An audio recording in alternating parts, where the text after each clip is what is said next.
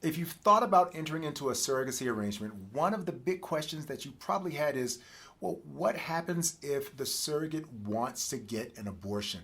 That's a pretty serious topic, but we're going to tackle it in this episode. Stick around.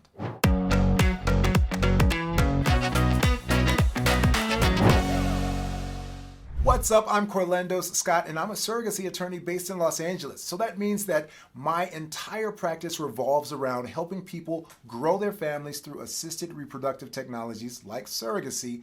And in this video, we're going to tackle a really interestingly taboo topic in surrogacy, which is abortion, termination, reduction of a pregnancy. We'll talk about some instances where abortion comes up in a surrogacy arrangement.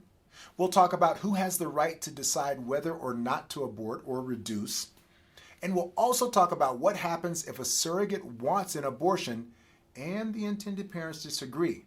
Let's just jump right in. You know, I wish that this topic was something that was a never heard of instance.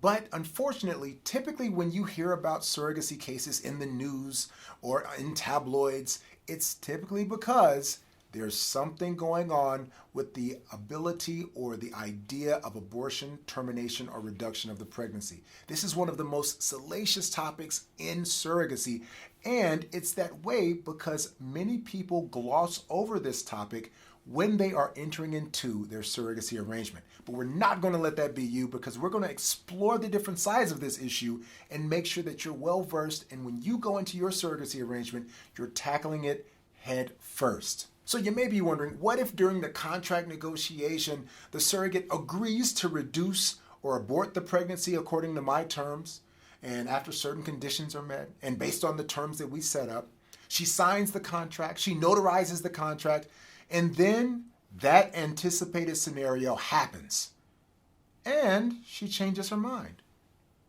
She doesn't want to abort anymore, or vice versa. She says she will not abort. And then a certain scenario happens and she decides she wants to. The question often becomes, can she do that? As in, legally, does she legally have the right to do that? Well, the answer is yes and no. And I'll tell you why. However, before I tell you why, we first need to talk a little bit about how to approach the topic of abortion and termination in your surrogacy arrangement. And before you ever sit down with someone like me to draft your surrogacy contract, before you ever are in a situation where this is an issue, this should be something that you discuss with your matching agency at the very, very, very beginning of the process. And if you're not working with an agency to match you with a surrogate and you're finding your surrogate on your own, this is something that you talk about at the very beginning of your conversations with each other.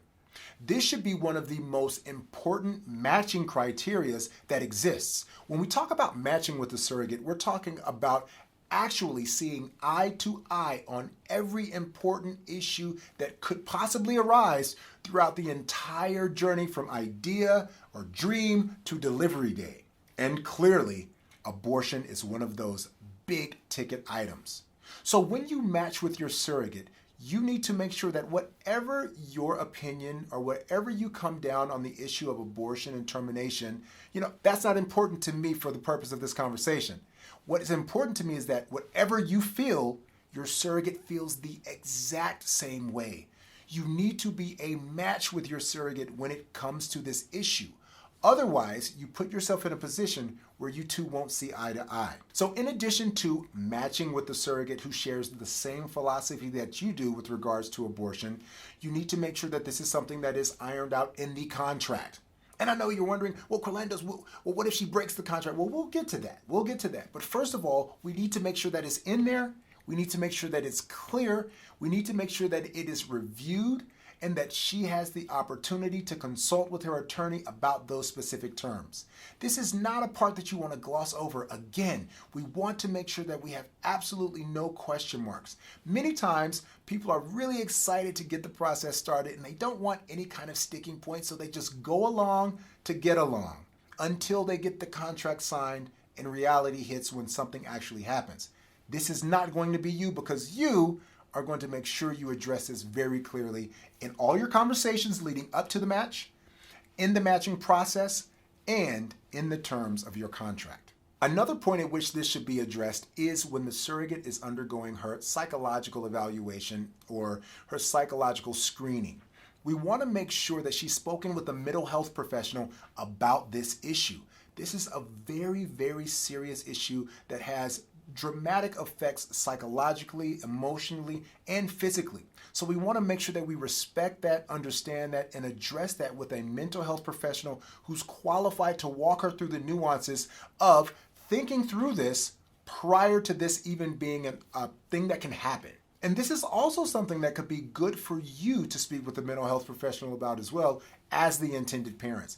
Many times my intended parent clients say, I don't need to speak with a mental health professional, but every time I have a client who does, they say, I'm glad I did because they helped me see things that I didn't see otherwise and got me to think through some things that I didn't even know we should be considering at this point. Sometimes in surrogacy, you don't know what you don't know, and it takes working with a professional to bring that out. So let's talk about under what circumstances could an abortion or termination really come up in the surrogacy arrangement, and how is it typically addressed? Well, typically this is how it works.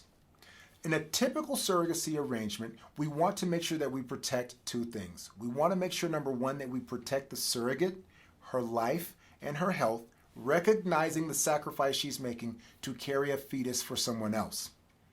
Number two, we also want to protect the fetus and the unborn child.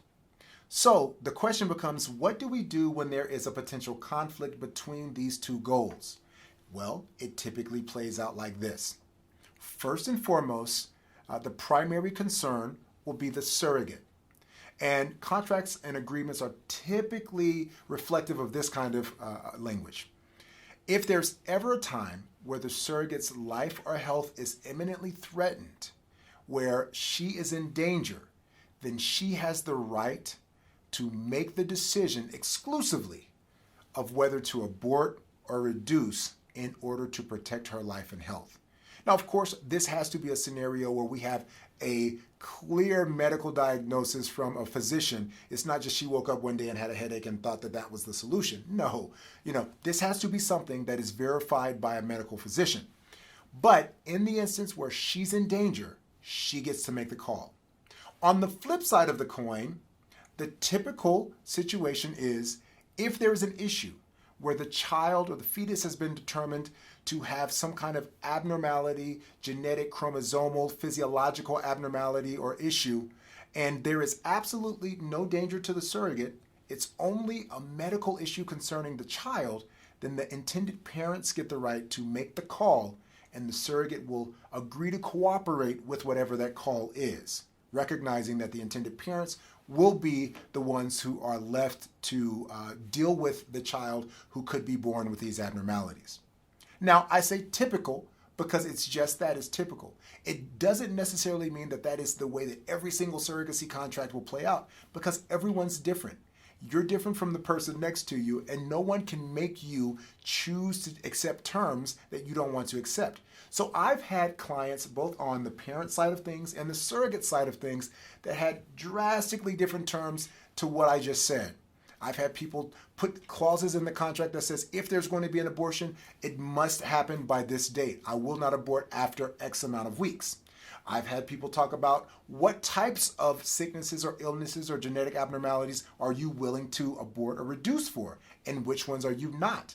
We've had these conversations, but at the very least, what's important is the parties both came together and came to a conclusion that worked for them both, so that there were no surprises as we progress through the process. Before I talk about what happens if the surrogate decides to violate the contract or do something that she promised she wouldn't do with regards to abortion and termination, do me a favor.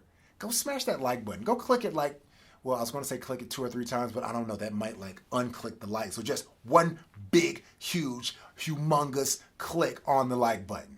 Yeah, it'll make you feel better. Just go ahead, do it real quick. Do it before you even think about it. It'll be done.